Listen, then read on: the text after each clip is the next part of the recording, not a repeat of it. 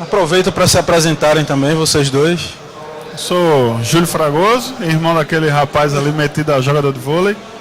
E não tem muito que me apresentar não, pô. Minha cara tá lá no YouTube. Quem quiser acessar, youtube.com/2pracima. Tamo lá, falando sobre videogames, desenvolvimento de jogos, enfim, tudo lá. Eu sou Fred Henrique, sou amigo desses dois. E eu trabalho com computação gráfica e multimídia já há muito tempo. 20 anos. Não quer revelar a idade dele, né? E eu jogava já na época onde eles não eram nem nascidos. Acho que eu estou aqui para falar um pouco, talvez, lembrar daquela época e fazer alguns paralelos aqui. Também desenvolver dois jogos e vou falar um pouco também sobre essa experiência que tem a ver com o que a gente vai falar aqui hoje. A palestra está com o nome de... Na verdade, não vai ser bem uma palestra, porque a palestra seria eu aqui falando e só isso. Na verdade, a gente quer fazer mais um debate sobre esse tema que a gente acha bem interessante e pertinente no momento. O título dessa palestra está descrito como Mudança de Paradigma nos Games. Isso pode aprofundar bastante, mas o que a gente vai tratar especificamente é de um paralelo que se está fazendo hoje do momento atual dos games com o momento passado dos games, o início dos games, na verdade. E para isso, para a gente posicionar vocês nesse paralelo, a gente também precisa se posicionar nesse primeiro momento, no início da história dos games. Por isso a gente chamou o Fred. Por isso a gente chamou o idoso Fred. Fala aí. Eu estava aqui antes dos jogos, então eu vi eles nascerem. Justamente. E para posicionar a gente nesse período, eu vou falar um pouco da minha experiência. O meu primeiro videogame foi um Atari. CCE. Era o modelo Atari da CCE. Então, quer dizer, era o modelo CCE da Atari, enfim. Atari 2600, não é? Isso. Dá o nome do cara aí. E joguei bastante nessa época e me diverti muito nessa época. Acho que é a mesma experiência de Júlio, já afinal ele é meu irmão, então a gente jogava junto isso. Mas a de Fred eu não sei como foi. E aí, Fred? Eu também, quando eu comecei não tinha jogos, a gente começou a ouvir falar, eu sempre gostei de bulir coisas. Então, meu pai me trouxe um Odyssey 2, na verdade, que é o nome correto. Da Zona Franca de Manaus, ele era fabricado aqui já. Que beleza. E aí, eu nunca tive Atari, eu comecei com o Odyssey, entrei depois do Odyssey direto já no TK85, que era um ZX Spectrum. Que não é um console, mas eu jogava nele, eu usava. Fred enveredou, começou no Odyssey, mas enveredou pro PC Gamer. Eu sou PC Gamer. Eu quero ser respeitado por isso. E eu era desde 84 ou antes. Então, beleza. Então minha carreira, minha história foi toda essa. Eu tive o TK-85 e nunca mais tive videogame. Tive o TK-85, tive o CP400. Nunca mais? Não diga isso, você teve um Play 3. Play 3 não é meu, né? É da patroa. Tá. Então tá ok. Tive o TK-85, CP400, que era um TRS Core, tive um MSX, Hotbit, um Amiga. E aí passei um ano sem computador, quando a Commodore, quem fazia Amiga, fechou, eu passei um ano sem computador porque eu não queria lidar com PC. Essa briga de PC e Mac já... Perfeito. Eu passei um ano sem computador, e até que lançaram o Windows 95, e aí eu digo, parece que tá ficando legal esse negócio. E aí eu voltei para o maravilhoso mundo dos computadores e estou aí desde então. Positivo. Então, sabendo... Quer falar alguma coisa, Ju? Sabendo onde a gente nasceu nos games, a gente vai falar um pouco dessa experiência de jogar os jogos dessa época. E mais na frente vocês vão ver que realmente existe um paralelo entre essas experiências passadas e o que está se fazendo hoje. Começando, eu acho que a gente tem que pontuar isso aí. Nessa primeira época dos games, os jogos eram... As empresas grandes, na verdade, elas eram meramente publishers dos jogos. Quem desenvolvia os jogos eram programadores. A Atari tinha lá, 30, 40 funcionários, cada um programando um jogo diferente. e ela apenas fazia o publisher disso, né? Você tinha uma reunião, às vezes, para definir o tema ou alguma coisa, mas o jogo inteiro, gráfico, jogabilidade e som, às vezes tudo, estava na mão de um único cara que criava, desenvolvia, botava para provar, não tinha mercado muito, ninguém sabia muito o que era bom, o que era ruim, então era como hoje em dia. Cria aí e vamos ver se vende, né? Acontecia muito isso. Lógico, a gente fala uma pessoa, mas sempre tinha uma colaboração, um fazia trilha sonora, outro fazia... Mas eram equipes essencialmente pequenas. Muitas vezes eram realmente um só. Mas traziam pra gente jogos muito desafiadores e muito autorais, muito inventivos. Até porque não tinha nada com que se comparar antes. E aí a gente pode ter alguns exemplos de jogos dessa época que realmente eram desafiadores. Na época do Atari, sei lá, o Enduro é desafiador você nunca zerar um jogo.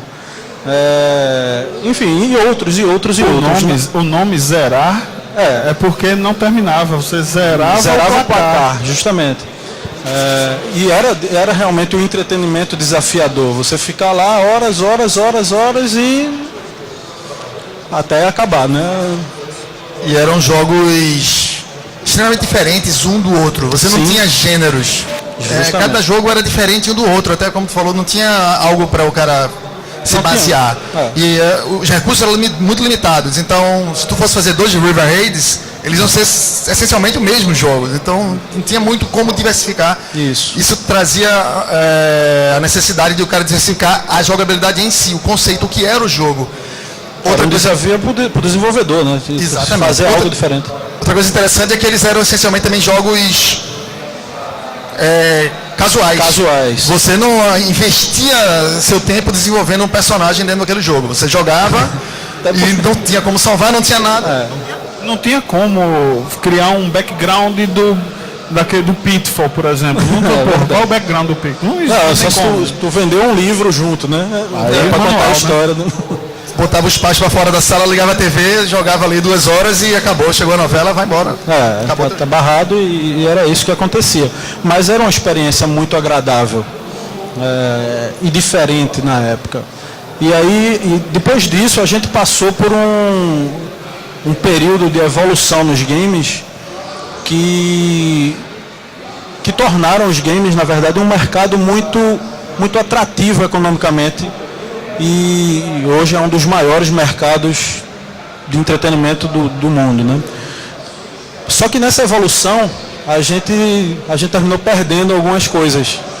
E o principal delas é justamente essa essência que tinha nessa criação. Como antigamente os recursos eram limitados, os desenvolvedores tinham que se evoluir, tinham que se superar cada vez que fosse lançar um novo jogo, e você era beneficiado disso. Depois de um tempo as equipes ficaram maiores e perdeu-se um pouco dessa essência. O que a gente pode dizer disso é que os jogos ficaram mais fáceis, embora ficaram mais bonitos graficamente, mas não bonitos ao ponto de ser arte. Depois a gente vai falar disso. E aí a gente perde um pouco. A gente tem uma série de jogos que representam isso. E aí eu posso citar um monte, mas vou citar um aqui que ao meu ver, é um jogo muito fácil e já acarreta isso, já traz isso, essa essência perdida, que são os jogos de Nintendo da época do 64 para cá. São jogos também casuais, também família demais, eles prezaram por isso. Vamos fazer jogo para a família toda se agradar, e aí ficou muito fácil. E é isso. Tem algo mais a... Não, eu acho que aconteceu, só para enfatizar também, é isso, assim, as equipes ficaram muito grandes, o investimento financeiro e o risco para as empresas ficou muito grande, e elas não podiam fazer de outro jeito, porque o mercado naquela época era daquele jeito, ou você crescia ou você quebrava. O próprio mercado de videogame quebrou algumas vezes, na época da Atari, na época da Nintendo, por conta disso. Então não tinha muito o que fazer, era, bicho, corre pra frente porque atrás está vindo bicho. Então o que aconteceu foi isso, tu não tinha ainda a estrutura que permite o que acontece hoje em dia. Na época tu tinha que ter uma equipe gigante com atendendo a uma demanda de mercado, e muitas vezes era o que o executivo achava que o mercado queria. Nessa época, eu acho que os jogos perderam o que a gente pode, sei lá, chamar de alma. Isso. Dificilmente você lembra de poucos jogos que tem alma, que tu lembra pra trás, que não seja só nostalgia, mas tu faz, porra, aquele jogo era foda. E isso terminou evoluindo ainda mais e chegando ao ponto do que a gente vê hoje em dia, sendo concorrendo com outro setor, né, com esse outro setor que a gente vai fazer o paralelo lá com essa época de trás, mas hoje essencialmente a gente vê grandes estúdios investindo milhões na mesma fórmula. A gente tem FIFA a cada ano, a gente tem Call of Duty a cada ano e outra. Tem que falar Call of Duty, pô, tem que falar. e não é só o Call of Duty, são todas as cópias de Call of Duty. Então, todos os jogos, todos os shooters, todos são cópias entre si. E aí termina que a gente perde a experiência de jogar cada vez. Aí quando o cara faz, Titanfall, agora o cara anda pela parede. Poxa, cara, não é nada demais isso. Eu voltei agora a jogar, eu tava lendo um livro, e ele me lembrou muito de um jogo, e eu digo, caramba, eu tenho esse jogo original. Fui lá, catei minhas coisas, esse nome do jogo chama-se Independence War 2, Edge of Chaos. E eu instalei ele, incrivelmente, o jogo de 2001. Ele tem uma versão... Rodou, né? O 1 é de 89, que é Independence War, é fantástico. O 2 de 2001. Instalei, ele funcionou. E eu tô jogando, e é inacreditável. É um jogo de Space Sim. E ele é um dos últimos jogos de Space Sim. É a época que o mercado de Space Sim estava caindo. O mercado de Space Sim estava caindo, é os que os executivos resolveram que iam acabar. Acabaram com Adventure, acabaram com várias coisas que eram de nicho. Isso. Tinha o mercado, mas não era gigante, não era o público total. Então mata porque não tem como sustentar. E ele é fantástico. Eu estou jogando ele hoje, um jogo de 2001, e eu quero migrar e eu não consigo pensar em nenhum outro jogo que seja... Que lhe agrade tanto, né? Não tô. Elite Dangerous, Star Citizen, nenhum deles eu tô empolgado porque vão ser, falando em Space Sim, esses jogos que sempre foram tão vivos são... Mass Effect são... Segunda Guerra no espaço, é a caça, tá ligado? Aviãozinho de hélice, só que no espaço. Você aponta e atira. Porra, tudo na nave do espaço, caramba, tu tem inércia, tu tem, sabe qual é a falta da gravidade, tu tem várias coisas. Na verdade, um cuidado no desenvolvimento, isso, né? De pensar sobre aquilo. Alguém pensou, parou e fez, bicho, tá tudo errado, como é que a gente faz? E fez direito. E esses caras da Particle System, os caras que fizeram um risco muito grande. E deu certo. Interessante é que, assim, apesar desse grande investimento que hoje existe, empresas gigantescas investindo, a gente perde isso. Quando deveria ter mais disso, mais cuidado, mais apuro. A gente vê o Watch Dogs saindo e, pô, cara, né? A gente vê o UFC, você vai lutar, dá um chute e voa. O teu personagem voa. Cara, é estranho. O cuidado, a gente consegue ter isso retirado de muitos jogos, e aí a gente vai falar um pouco do cenário indie, que é onde a galera realmente se dedica a isso. E esse crescimento do cenário indie terminou atingindo um pouco esses grandes estúdios, e eles já passaram a ver, poxa, e ainda mais com a abertura de Sony e Microsoft a esse mercado, ficou mais atrativo esse tipo de jogo. A gente teve agora na última E3 um jogo anunciado lá, como era o nome daquele jogo de... Sky, No Man's Sky? No Man's Sky. Cara, aquilo é...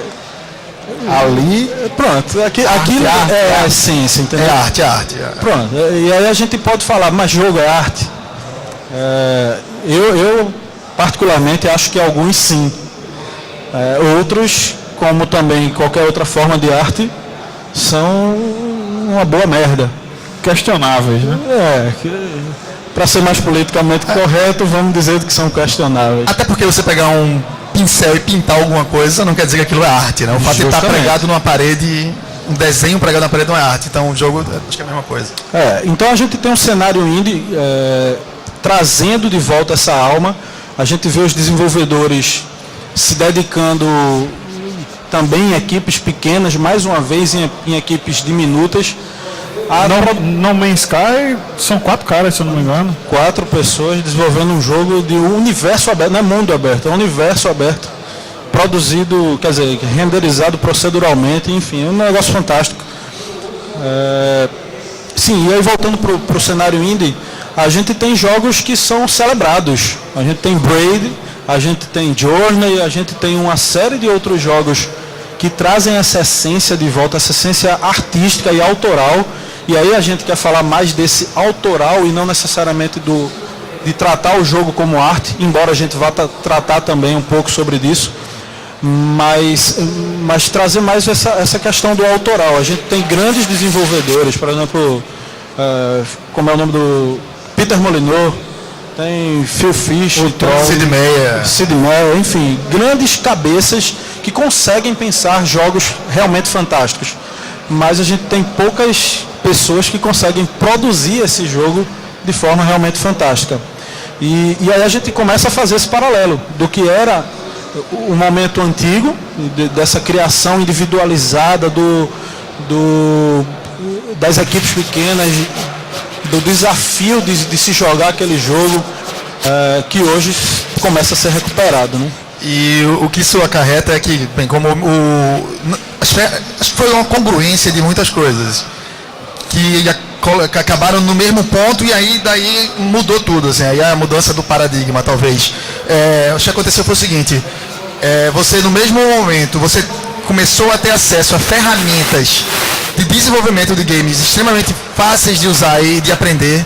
Tu tem o Unity, tu tem o GameSalad, tu tem o Stencil e várias outras ferramentas que são extremamente fáceis de você começar a motores até maiores, tipo o Unreal, tá de graça. O Unreal tá de graça, os Crysis a CryEngine, né? Motores realmente de fácil acesso, né? Isso só não faria nada.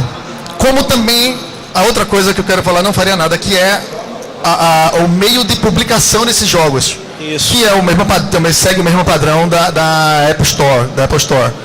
Hoje o Steam tem lá o desenvolvedor, tem o Early Access, o Greenline, jogos para Android, jogos para iOS, até jogos para PC você consegue, para console você consegue publicar de forma mais fácil.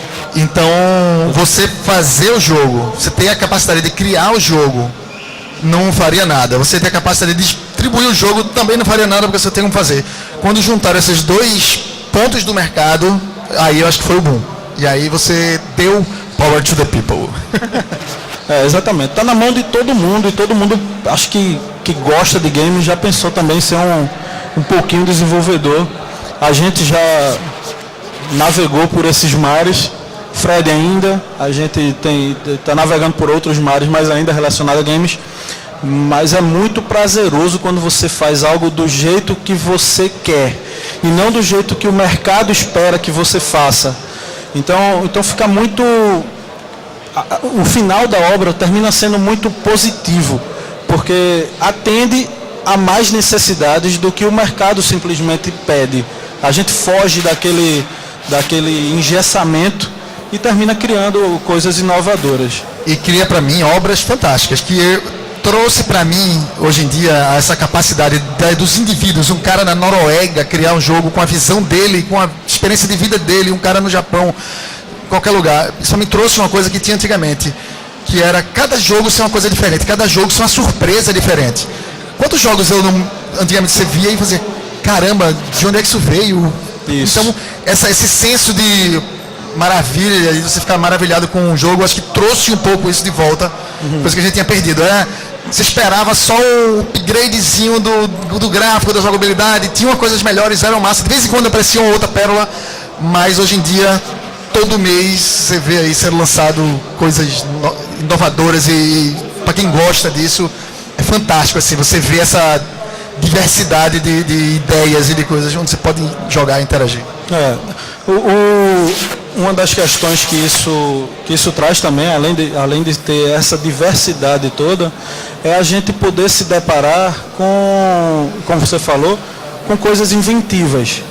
Mas além disso, eu vejo que os jogos hoje, eles passaram até disso. Hoje a gente tem jogos educacionais muito bons, jogos imersivos, Jogos que, cara, além da experiência de entretenimento, você tem algo além. Você consegue fazer dos jogos realmente posicionarem a gente, se tornarem uma ferramenta de muitas outras coisas.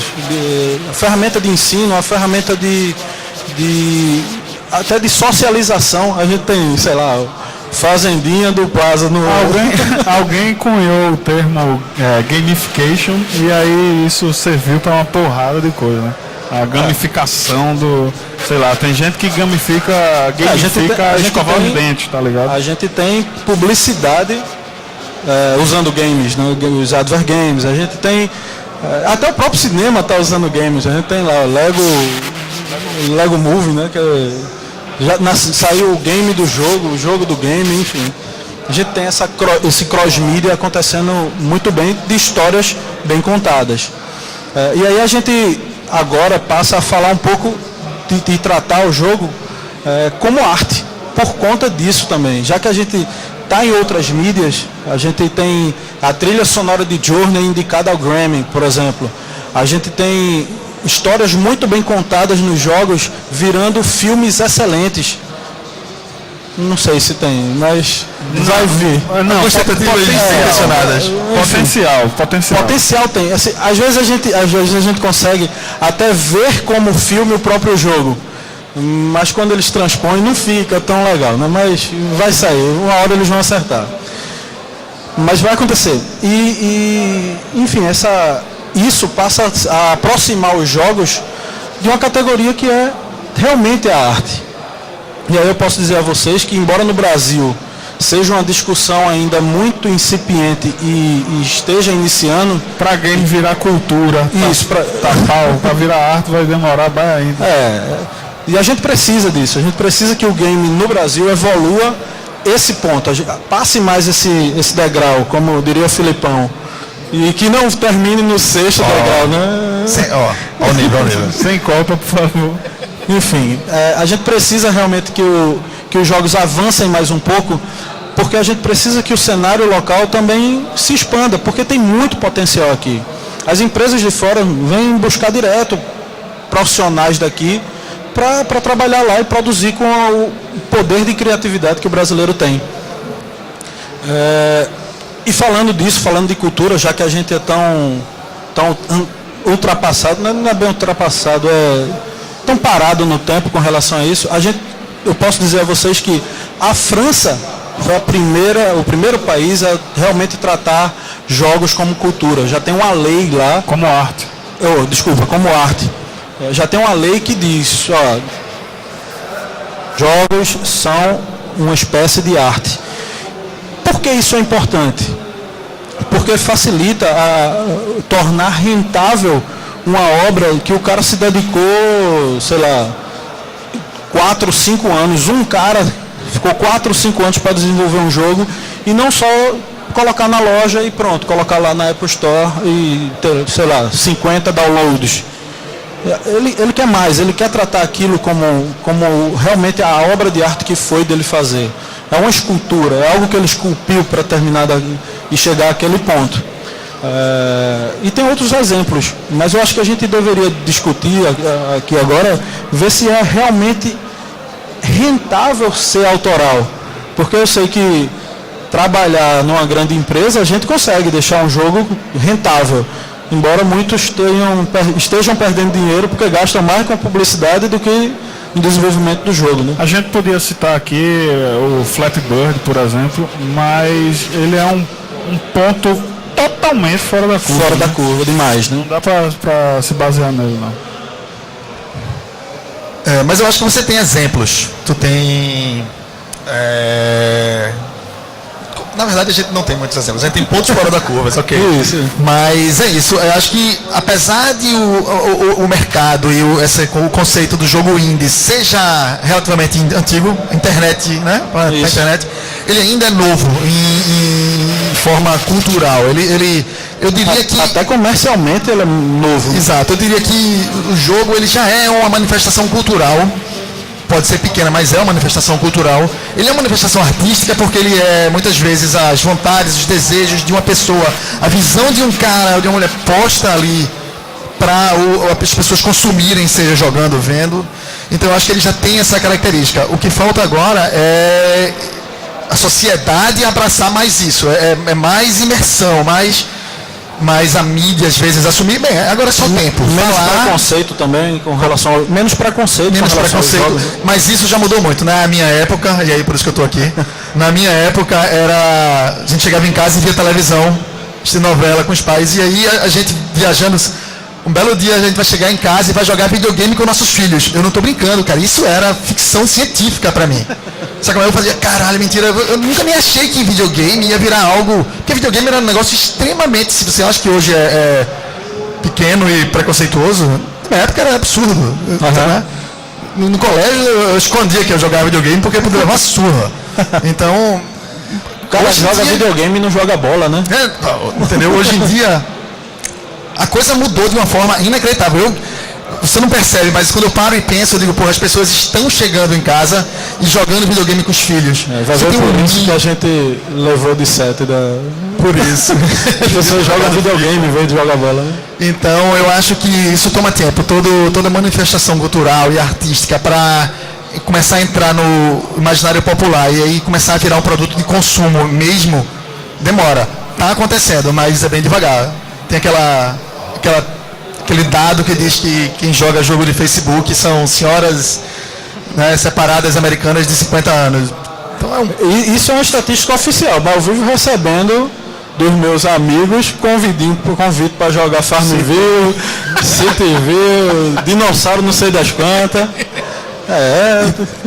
Tá permeado de alguma forma na sociedade. Eu acho que é meio ainda, todo mundo tem meio que sair do armário agora.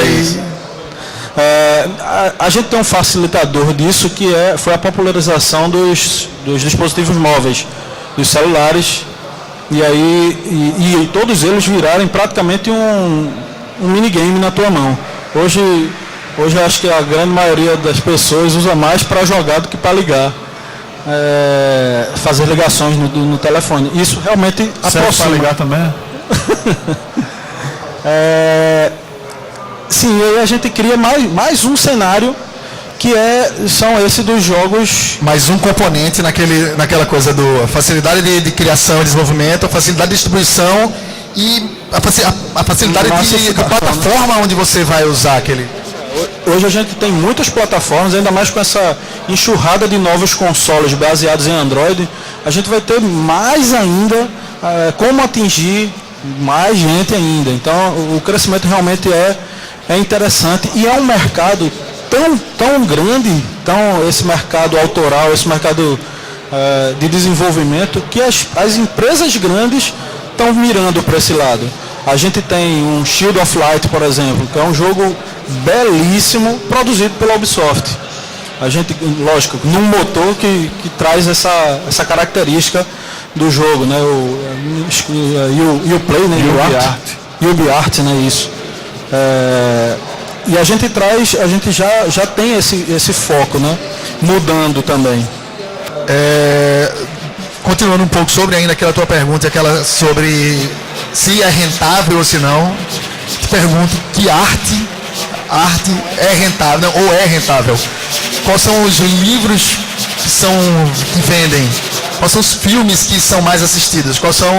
Que tipo de arte? A arte, eu tenho a impressão de que você tem dois tipos de arte. Você tem o consumo, e você tem aquela arte que sempre é indie, entendeu? Arte pura, né? A arte pura. E essa não é feita para rentabilizar. Você pode vir a rentabilizar com ela se ela for extraordinária, se ela tocar realmente nas pessoas. Mas ela não é produzida para isso. Agora com dedicação você consegue. Um exemplo que eu posso dar nesse sentido é um jogo que a gente até fez gameplay dele, Papo in You, que é uma história de experiência própria do cara com o pai dele, que era um alcoólatra e tal, e ele fez um mundo fantasioso ali em cima daquilo, e cara, ficou um jogo lindíssimo, com acabamento impecável, excelente, feito num desses motores gratuitos. Ele fez lá no Unreal, um dos motores da Unreal, e trouxe pra gente essa experiência, cara, bacana pra caramba, bem divertido, puzzles fantásticos. E assim, parece que eu estou fazendo propaganda do jogo, mas é só porque. E tô, né? E tô também. Lógico. Mas é só porque traz essa essência que a gente vem buscando, e eu acho que Fred também busca isso no jogo que ele está desenvolvendo agora. Tá lá no meio do desenvolvimento, tem um pouquinho dessa arte, Fala mais um pouquinho desse jogo. Não, e é isso mesmo, a gente tava... Os meninos tinham ideia de um jogo que eu achava fantástica, e eu pedi para eles para desenvolver, já que eles não estavam mais fazendo com isso. Eles deixaram eu desenvolver e comecei no meio do caminho, o jogo mudou, e é um jogo no estilo DOTS, com tintas, você tem que misturar tintas e tal, um jogo que é inovador, assim, não a mecânica é parecida, mas não é igual a nenhum outro jogo. Mas o legal é que, porra, eu quero assim, eu gosto assim, né? Eu quero fazer isso. E eu vou ter as limitações da mídia, do que eu estou trabalhando em Unity. Mas eu tenho as limitações, mas uma das partes do gostoso é você descobrir o que você pode fazer, como quebrar essa limitação e como implementar aquilo que você, porra, tem que ter isso. Ou algo que você realmente não pode ter e você vai ter que circunventar e tal. Então, isso faz parte da criação. E aí você fica... Eu estou desenvolvendo no trabalho, mas eu saía do trabalho às 7 horas. Quando eu comecei a desenvolver o jogo, eu saio às 11 sem notar. Eu digo, bicho, e agora? Como é que é? Então, isso eu acho que é fantástico. Você ter a capacidade de botar uma coisa que tu acha que é legal, que as pessoas vão gostar. E essa coisa agora tem a capacidade também de chegar nas pessoas, de pessoas que nem todo mundo vai gostar e nem é para todo mundo gostar. Mas eu quero falar, a gente tem outro jogo que a gente fez junto, DIB, e que até hoje a gente não anunciou nada, fez e largou e acabou e desistiu. Mas publicou, mas não foi mais adiante, tá lá publicado o jogo. E aí eu olho, ele sempre está sendo baixado na Rússia, na Índia, na China, e aí tem sempre eu digo, bicho, hoje, um cara na Índia tá jogando um jogo que a gente fez, jogando algo que eu fiz, e aí tu vai ver os reviews, os caras, porra, acho massa, eu digo, o quão fantástico é isso, sabe? De você poder tocar outras pessoas. Isso é arte, porra. Isso pra mim é arte, entendeu? Então, apesar de você quiser definir ali, é complicado, mas isso pra mim é arte.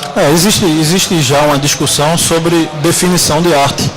E se chegou à conclusão que é melhor não definir e fica naquilo, o que realmente ele toca passa a ser arte, né? Então, a gente consegue, dessa forma, tocar outras pessoas ao redor do mundo e se sentir produtores de algo artístico, né? Isso é bacana. Então, eu acho que a gente pode abrir para a colaboração de vocês também, sugestões, perguntas, o que a gente acha, o que não acha, enfim. Deixa eu. Tu vai ser o Mickey Man? Eu falo pouco, pô.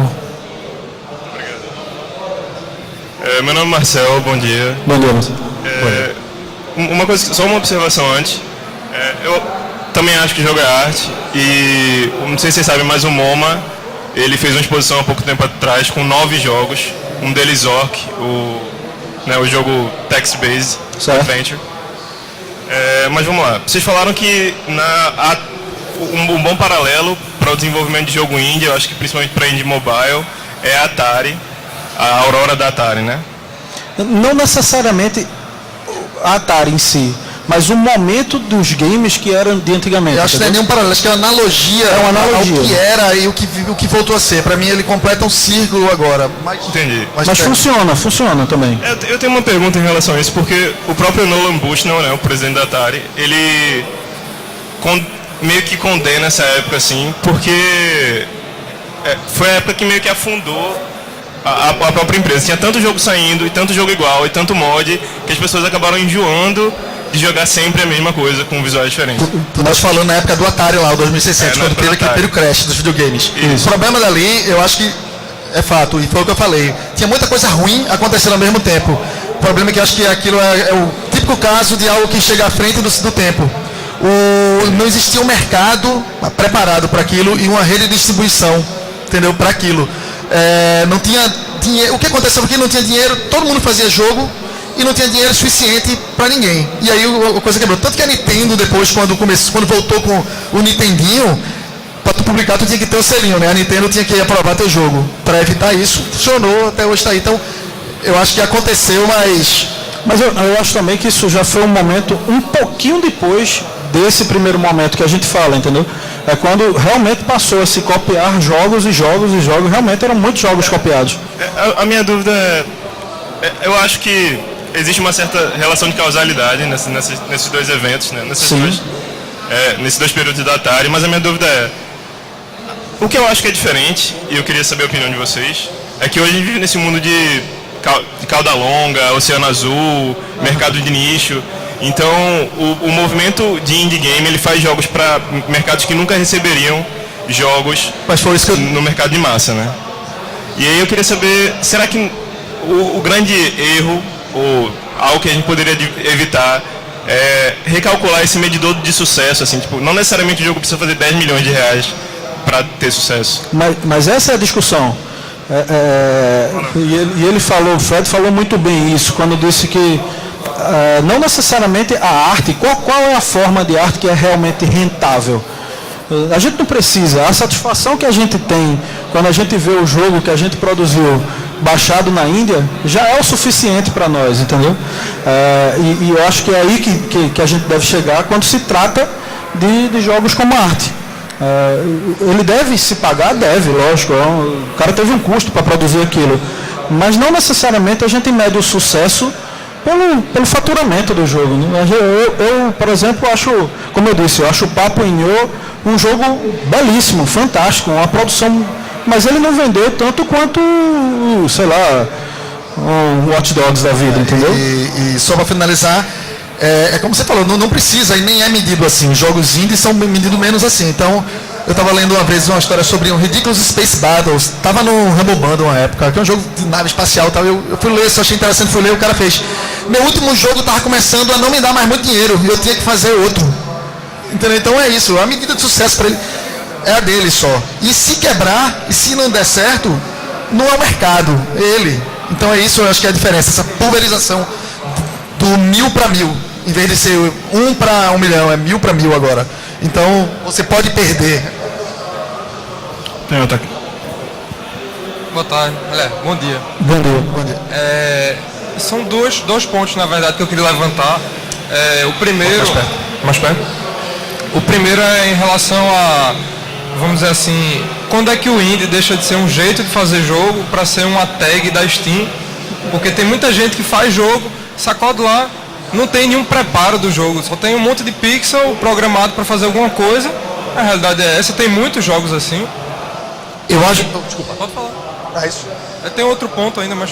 Não, rapidinho nesse, eu acho que indie não é um tag, nem é como arte, não é nada que você rotule. Indie é o que está dizendo, é independente, é você fazer um jogo e publicar por conta própria. Isso é um jogo ser indie. Se ele é bom ou é ruim, é outra história. Não se deve simplesmente, porque o jogo é indie, vou baixar. Deve ser bonito, deve ser bom. E eu acho que ele até tem que estar lá para baixar. Isso. O Windows Phone, a loja da Windows, ele obriga, não sei se está ainda, que todo programa tem uma versão free para você testar. E você tem a internet, bicho, tem review, tem tudo. Então eu acredito que tudo tá lá, porque, meu irmão, quem usa a internet, algumas pessoas usa, né? A internet eletrônica, isso, sabe que essa tem gosto para ficar, né? Essa tal da internet veio para ficar. Nesse ponto do indie ser uma coisa meio que já comercial em algumas lojas, ser meio comercial assim no sentido de exatamente ser uma tag, já não ser mais tipo um jeito de fazer, mas um gênero de jogo para algumas pessoas. Eu acho que isso meio que deturpa um pouco o conceito do que é o indie mesmo, né? Em questão de mercado mesmo, como ele estava dizendo, tem gente que quer vender um jogo por ele ser indie. Isso meio que tá meio se perdendo assim, nesses últimos anos, assim, nos últimos 2 anos. Tá mesmo, mas é aquilo, toda boa ideia, tudo que é novo, interessante, vai ter um grande que vai querer copiar aquilo para ele, vai querer. Então eu já vi, eu não sei quem era o grande estúdio, o estúdio tal agora está produzindo jogos indie, eu digo, como? Como, né?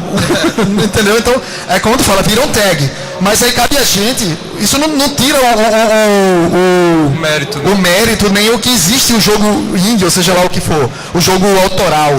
Vamos chamar de jogo autoral, entendeu? A gente usou esse termo várias vezes aqui, que é realmente o jogo autoral. Porque às vezes até dentro de grandes empresas, o gerente lá de desenvolvimento chega pro game design e diz, tem liberdade, faz aí. E aí você tem realmente uma coisa autoral, produzida por um grande estúdio, mas é o que a gente quer, é a arte, é a forma de expressar daquele cara da forma mais pura, da forma mais, sem tanta poda, sem tantos mesmismos, entendeu? Pessoal, né?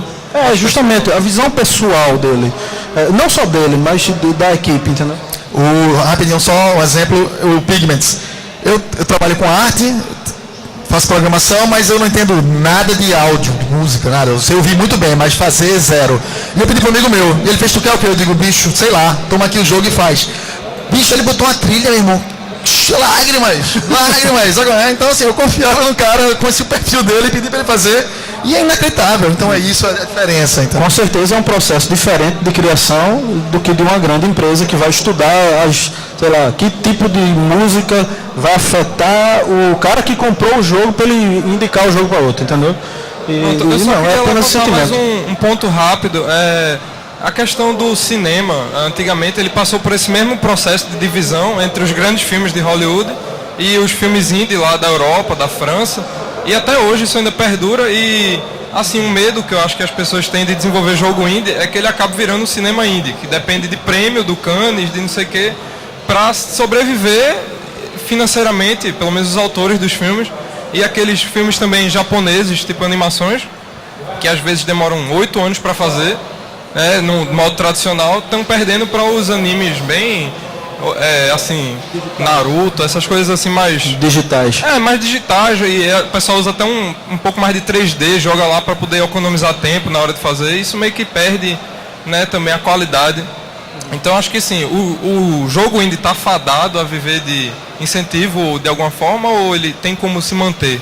Eu acho que pela facilidade de criação e pelos meios de distribuição e de consumo que existem, eu acho que ele vai ter um futuro um pouco diferente dos filmes. E ele tem um apelo maior. A forma de se consumir aquilo é diferente de um filme. É muito direcionada, né? É produtor com o final.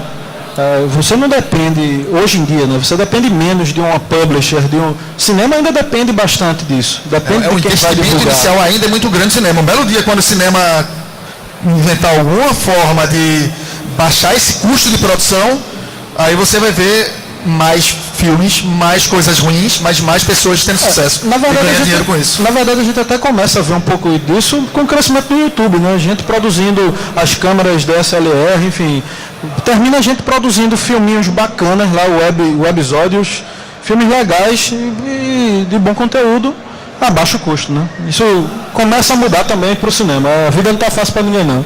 Nem para o cinema. Netflix está aí, né? Algumas coisas de conteúdo que não estão atreladas às grandes cadeias ainda e tal. E o YouTube existem vão se criar, eu acho. Acho que o problema é esse. O jogo como é inerentemente tecnológico, ele pega uma carona no que é novo. E hoje em dia ele usa o que é mais novo em termos de distribuição e de mercado e de forma de consumo.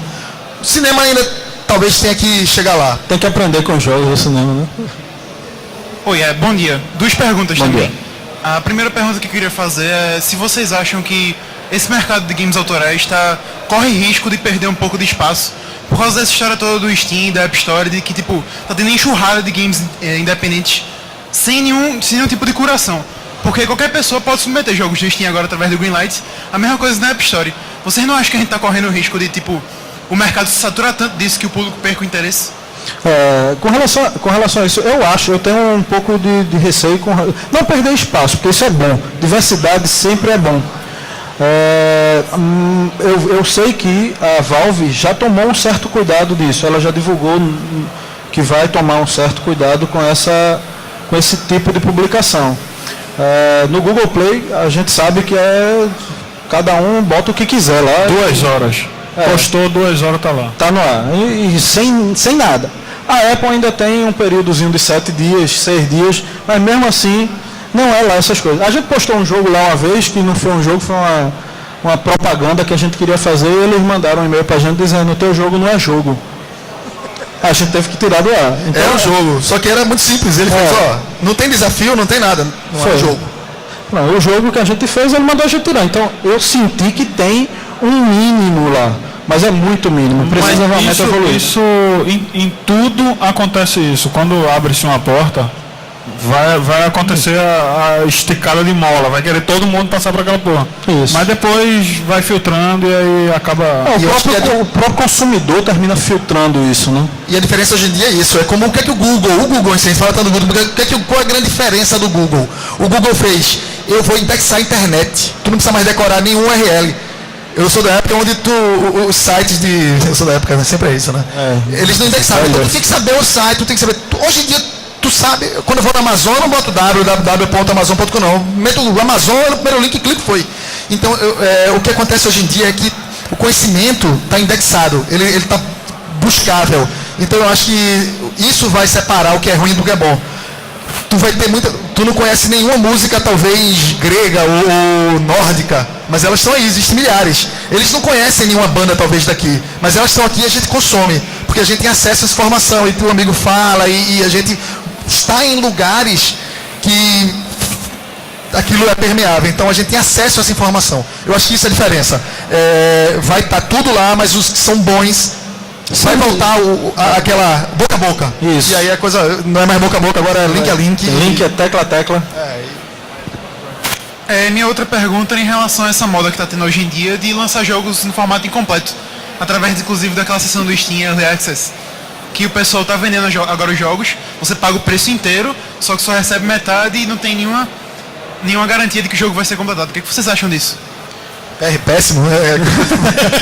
Eu também. Tem várias práticas hoje em dia que são péssimas. Eu vou dar uma de Fred aqui. Antigamente,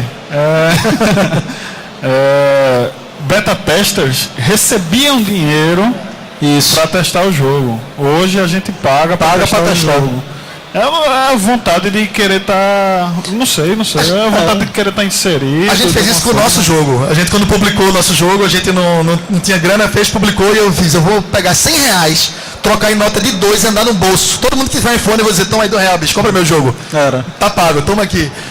E foi isso que aconteceu. A gente saiu dando pros amigos, acabou que ele não fez isso, mandou comprar mesmo, que é R$2, amigo que tem que comprar. Isso. E teve um feedback gigante dos amigos, a gente fez uma segunda versão totalmente polida. Isso. Agora a gente fez com os amigos, porque a gente não tinha dinheiro, porque a gente conseguiu fazer de beta teste. O problema é que estão fazendo isso na vida real, aí é fogo, né? Eu realmente condeno esse tipo de coisa. Agora cabe a gente também não comprar, né? Vamos esperar o jogo ficar pronto. Teve um caso recente no próprio Steam que o cara lançou lá um Early Access, um beta, 1 ano e não atualizou, velho. Até o Steam chegar e dizer, não, tira da loja. É igual a série, né? Série eu acho que a série, uma série que já foi cancelada e tá pagando a televisão, devia ter um warning assim. Cuidado, série cancelada. Acabou no cliffhanger. É que é um absurdo, tu tá lá, não percam, sei lá, threshold. Eu digo, bicho, cancelar a primeira temporada, não vai nessa, meu irmão. Então acontece em todo tipo de mercado e. Quem gosta de comprar essas séries canceladas é a Record, né? Exatamente. Eu acho que. Boa tarde. Que acabou. Boa tarde? Acho que essa última, mas parece que eu vi 5 minutos ali. Bom dia. Vocês acham que os jogos eles estão meio que voltando a ser, assim, o sistema de produção está meio que voltando a ser o que era antes, já que antes produtores independentes produziam e as grandes empresas publicavam, e hoje em dia só tirou as grandes empresas e voltou a ser essa coisa de produtores independentes, do jogo com a visão do produtor e tudo isso? É isso aí, exatamente. Eu não diria que voltou, mas está voltando, né? Eu ainda nem que está voltando, eu acho que está se tornando, o mercado está virando algo similar ao que era, assim, tá? A gente está recuperando aquilo isso que você falou, do autor e fazer... mas power to the people, pô. Com a facilidade de publicação, isso ficou melhor, né? A gente tira o publisher do meio. É o que aconteceu com música, com livro agora, com a Amazon. Então, música, como é que era antigamente? O cara fazia um livro, o cara tinha que escrever o livro. Velho, é tudo o cara que escrevia o livro, mas é um negócio pra mim inacreditável, bicho. O cara que escrevia o livro, ele tinha que pegar o livro, mandar para uma editora, que ia ver se gostou, se não mexia, o cara mexia. A editora pegava, contratava alguém para fazer uma capa, para fazer uma autoração do livro, imprimia esse negócio, mandava para uma gráfica, imprimia 1 milhão de coisas, meu irmão, matava uma floresta inteira, caixa de negócio. aquelas caixotes tinham que pegar, entrar no avião, ir para todo lugar do mundo, vir para todas as livrarias, chegar um aqui em Recife ali no coisa, para o cara comprar e ler, bicho, encadernamento, empacotamento, transporte. Acabou o dinheiro mesmo, o preço daquele livro, o cara que fez, que criou o conteúdo, Vai ter um o cara real. que criou o livro, o motivo de você estar pegando aquilo é porque alguém teve uma ideia. Para aquela ideia chegar em você, bicho, era um tempo inacreditável, a quantidade de dinheiro ainda maior. Hoje em dia acabou isso, bicho. O cara na Amazon ele tem uma publicação independente, como tem também iTunes, e como tem jogos e com música, tudo agora. Então eu faço o meu conteúdo, eu crio e tu Consome direto. consome na hora, não tem mais gasto, custo, nem nada. Então, a Apple cobra 30%. Porra, eu acho fantástico. Pra mim tá massa. Tá bom, né? 70-30 tá de boa. É. O livro o cara tem quanto percentual que o cara tinha do livro? Só a última pra gente encerrar, beleza? Bom dia, meu dia. nome é Demetrios. A questão é a seguinte, pronto, a gente via nos anos 80, 90 aquela questão do seguinte, que os jogos não se preocupavam tão com questão gráfica, apesar que tinha essa preocupação, mas era mais pelo conteúdo do que muitas vezes pela beleza. Tanto é que muitas vezes a gente via jogos assim, graficamente feios, mas eram super divertidos de jogar, como Alex Kidd, os mais da vida, e assim vai. Quando passar do tempo, chegou nos anos 2000, chegava assim, via muito gráfico para pouco conteúdo. Aí a pessoa muitas vezes comprava pela capa, e quando lia o livro era muito ruim.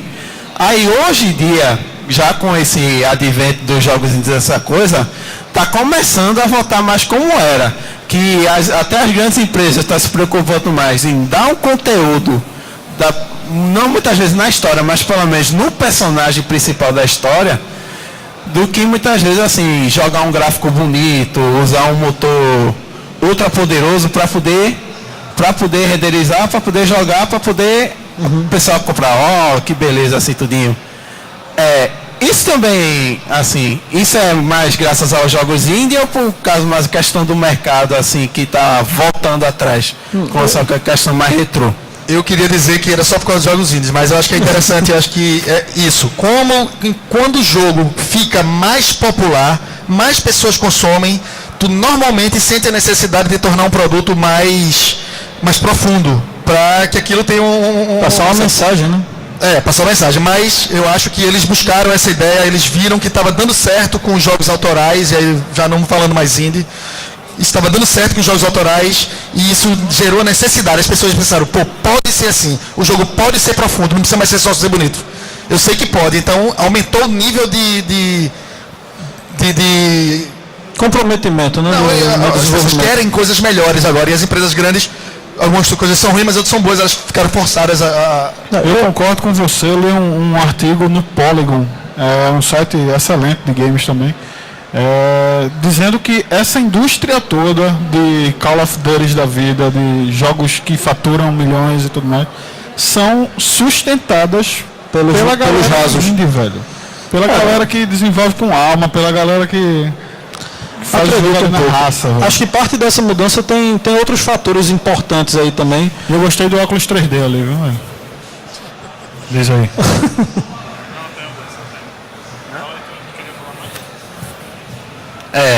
Pronto. Não, fala não, só... Sim, o que eu ia dizer é o seguinte, existe também um equilíbrio dessa balança também, né? Com o tempo as coisas tendem a se equilibrar. Antes era autoral demais, a gente tinha muito conteúdo, e por conta das limitações tecnológicas, a gente tinha pouco gráfico, e hoje se inverteu, né? Vai se balanceando, o mercado encontra um meio da balança. Amadurece, né? Amadurece. Foi rápido, né? 20 anos. Natural no fluxo do mercado. É isso.